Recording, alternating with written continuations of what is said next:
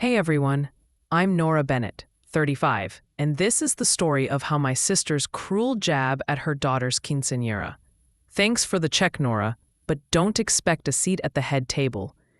And her husband's smirk as he called me the family ATM shattered my world. But then my 15-year-old niece, Lila, took the mic and said, "I have something to say about Aunt Nora."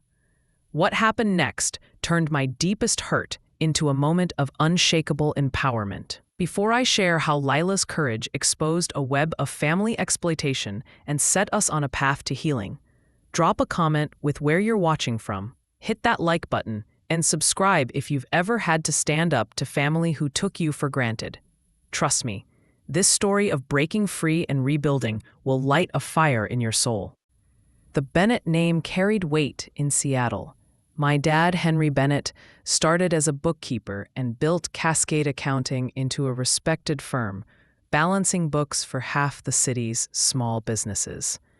Our Queen Anne home, with its cedar porch and Puget Sound views, was his pride. I was the younger sister, trailing my sister Claire, 38, and we grew up on Dad's wisdom.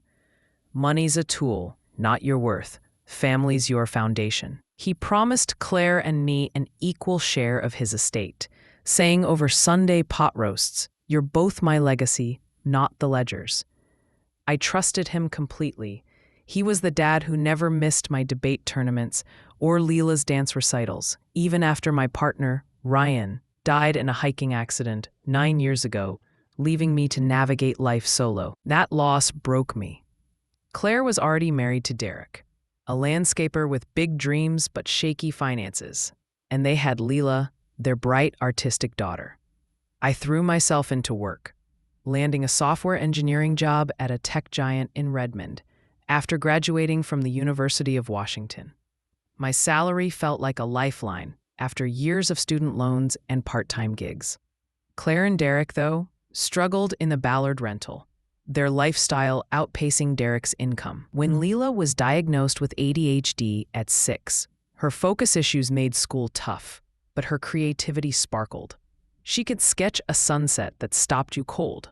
I paid for her art classes, telling myself it was for her future.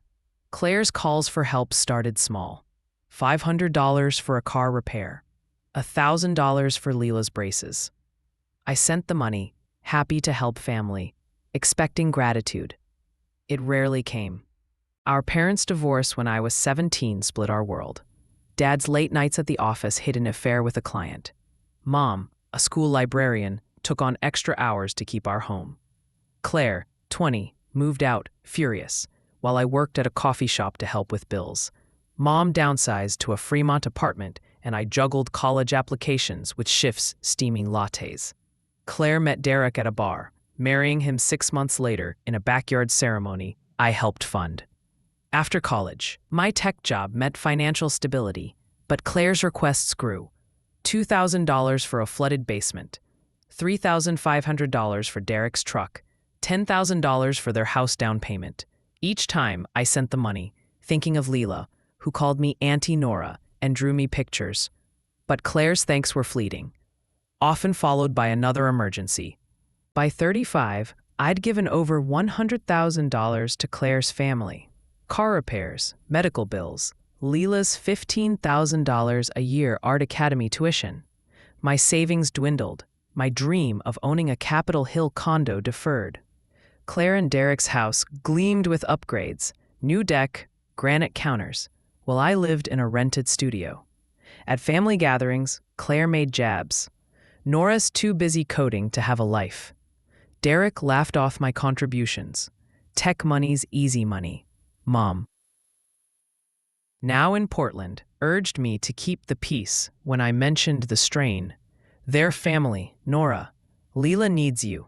I stayed silent, torn between love and resentment. Leela's 15th birthday was a big deal, a quinceañera to celebrate her Mexican heritage from Derek's side. Claire planned a lavish party at a waterfront venue with a live band and custom dress.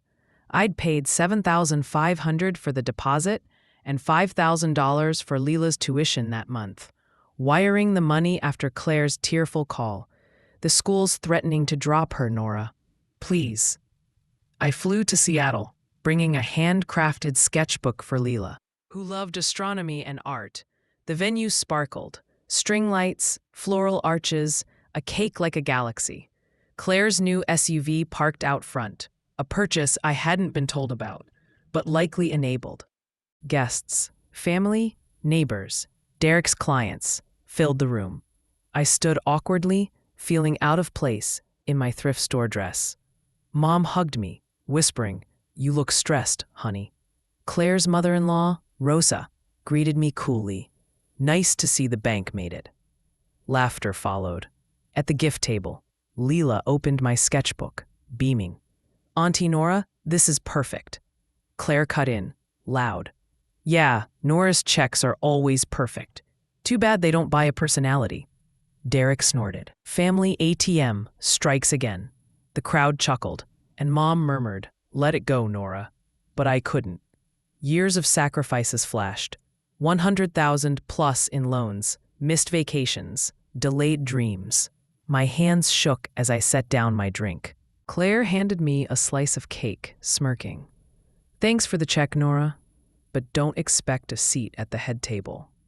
Rosa added, "Leela's talented, but with her ADHD, she'll never amount to much without your cash." The room laughed harder. I froze, humiliation burning. Then Lila, in her shimmering queen's dress, grabbed the mic. "I have something to say about Aunt Nora." My heart stopped. "Leela, don't," I whispered.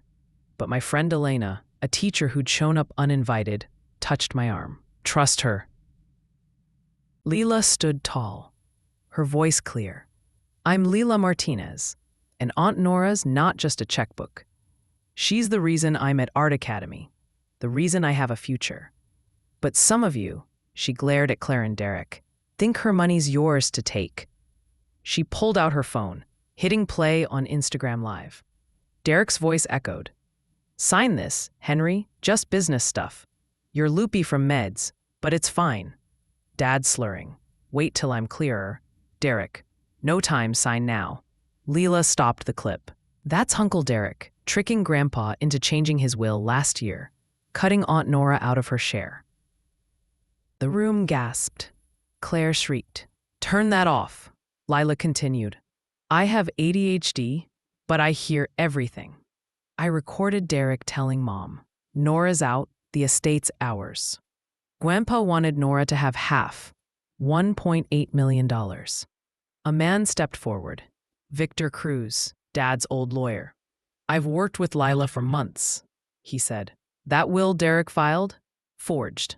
We have Henry's real will, splitting everything equally, plus medical records proving he was incapacitated." Derek lunged, but Elena blocked him. "Don't make it worse." Guests filmed, the scandal going viral. Rosa collapsed into a chair, stunned. Leela had been recording for a year, her ADHD heightened auditory memory catching every lie. She'd tailed Derek at coffee shops, hiding with a mic in her backpack. "I knew Grandpa loved you," she told me later. "I couldn't let them steal." Victor filed to invalidate the fake will, and the real one restored my share. Derek faced fraud charges. Claire sold their SUV to cover legal fees. I used my inheritance to start the Nora Bennett Financial Literacy Fund, teaching kids like Leela to manage money wisely. We moved to a cozy West Seattle house where Leela set up her telescope. Elena became more than a friend, her quiet support turning to love. A year later, at the fund's launch, Lila spoke. "Money doesn't define you. Choices do." Claire, humbled, worked as a school aide, rebuilding. Rosa apologized, donating to the fund. Derek sent a check, my full share, no note. As Lila showed Elena Jupiter's moons, I knew Dad would be proud. Family is who values you, not your wallet. Share your story of breaking free below. Like, subscribe, and hit the bell for more tales of triumph. I'm Nora Bennett, and this is our truth. Build yours.